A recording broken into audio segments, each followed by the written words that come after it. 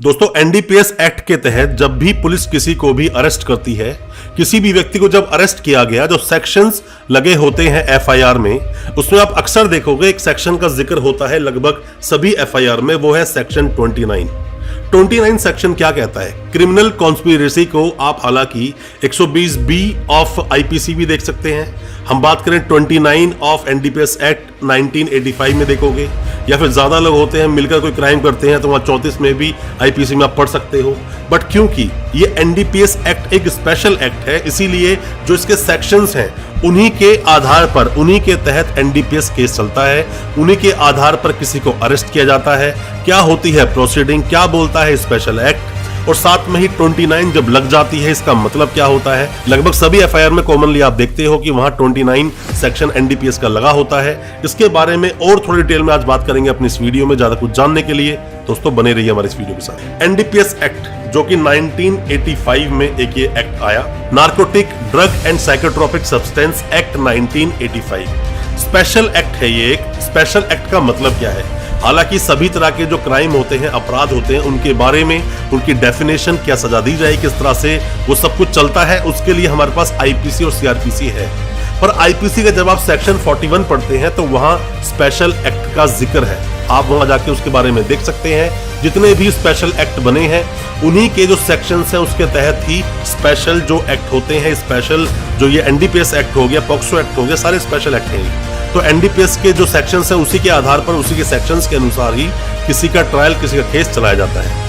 Section 29 दोस्तों, जब भी किसी भी व्यक्ति को पकड़ा गया तो पकड़ने के बाद अक्सर पुलिस सोचती है कि और लोगों तक पहुंचा जाए, किससे इसने ये सामान लिया, किसको देने के लिए जा रहा था, या और कौन कौन लोग इन्वॉल्व हैं। हालांकि कभी भी पुलिस वहां जड़ तक नहीं पहुंच पाती है। बहुत बार ऐसा देखा गया है केसेस में जहां से ओरिजिन फॉर्म होता है, मतलब कि मान लो अफीम किसी के पास मिले 8 किलो 10 किलो, कहां से वो आई अफीम वहां तक एग्जैक्टली नहीं पहुंच पाती पुलिस। पर हाँ, जिसने इसको बेचा, जो पकड़ा गया, और वो किसको बेचेगा, यहां तक पुलिस आसानी से जरूर पहुंच जाती है। और इन्हीं को जो उसने डिस्क्लोजर स्टेटमेंट में नाम दिए और लोगों के, उनको जो पकड़ा गया बाद में या नहीं पकड़ा गया, डिस्क्लोज करने का, नाम देने का यही मतलब है 29 का मतलब है और भी लोग क्रिमिनल कंस्पिरेसी में ऐड थे इस केस के अंदर, इस क्राइम के साथ साथ में। जब भी किसी व्यक्ति को किसी भी एक मादक पदार्थ के साथ पकड़ा जाता है, क्वांटिटी फिर चाहे स्मॉल क्वांटिटी हो, इंटरमीडिएट क्वांटिटी हो या फिर कमर्शियल क्वांटिटी हो, जब उसके साथ पकड़ा जाएगा और वो जब नाम देगा दूसरे, तो उसी को बोलते हैं हम सेक्शन 29 का एंटर करना। और इसको लिंक पुलिस आसानी से कर भी देती है। पुलिस लिंक आसानी से कैसे कर देती है? आपस में अगर कोई इंसान कुछ काम कर रहा है, लेन देन कर रहा है, तो वहां फोन पर टेलीफोनिकली बहुत सारी बातें होती हैं और उन्हीं सब कॉल डिटेल्स की वो डिटेल निकाल लेते हैं और उन्हीं को लगाकर चार्जशीट में पेश करते हैं। चार्जशीट की भी हम अगर बात करें तो 6 महीने तक का टाइम होता है एनडीपीएस एक्ट में चार्जशीट लगाने का। जिस तरह से हमने पहले वीडियोस बनाई हैं सर्च के ऊपर, उसमें सेक्शन 50 बताया, सेक्शन 42 हमने बताया सर्च और अरेस्ट किस तरह से होता है।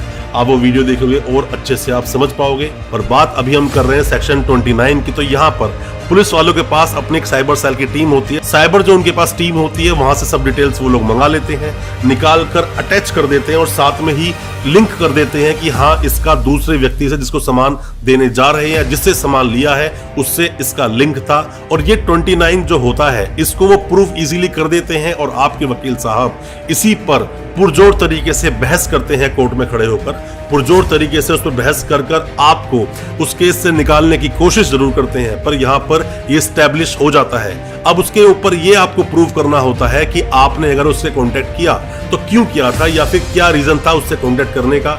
ये जरूरी नहीं कि कोई किसी को अगर कॉल करे तो वहां वो जो एनडीपीएस एक्ट के तहत जो मादक पदार्थ है, नशीले पदार्थ है, उनकी खरीद फरोख्त में शामिल ही हो, ये जरूरी नहीं होता। पर जिसने आपका नाम लिया, उसने नाम लिया और यहाँ सेक्शन 29 हिट कर जाता है। दोस्तों, आपका भी अगर कोई जानकार, सगा संबंधी या फिर आप खुद अगर कभी एनडीपीएस एक्ट में फंसे थे, तो मैं आपको बता दूं कि आपको ये सब पता होना बहुत जरूरी है उसके सेक्शंस के बारे में। हालांकि इतना बड़ा ये एक्ट नहीं है जिसको आप इजीली पढ़ ना पाए।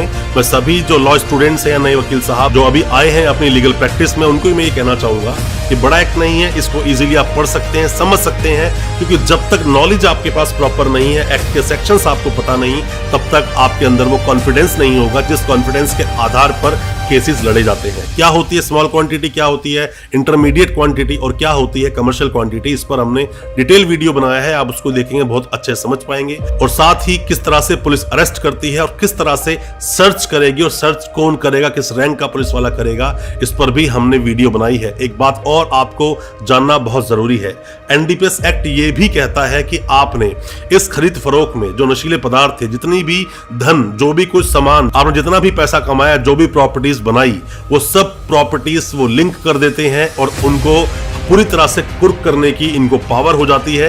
वो कोर्ट में इसको पेश करते हैं कि यही सब कुछ सामान बेचकर पैसा आपने कमाया और आपने ये प्रॉपर्टी आपने बनाई थी। तो ये सब भी आपको पता होना बहुत जरूरी है। जो ये एक्ट है एनडीपीएस एक्ट, बहुत ही सीरियस एक एक्ट है, जिसमें अगर कोई फंसा और साथ में कमर्शियल क्वांटिटी के साथ अगर वो फंसा तो उसका निकलना बहुत बहुत मुश्किल हो जाता है।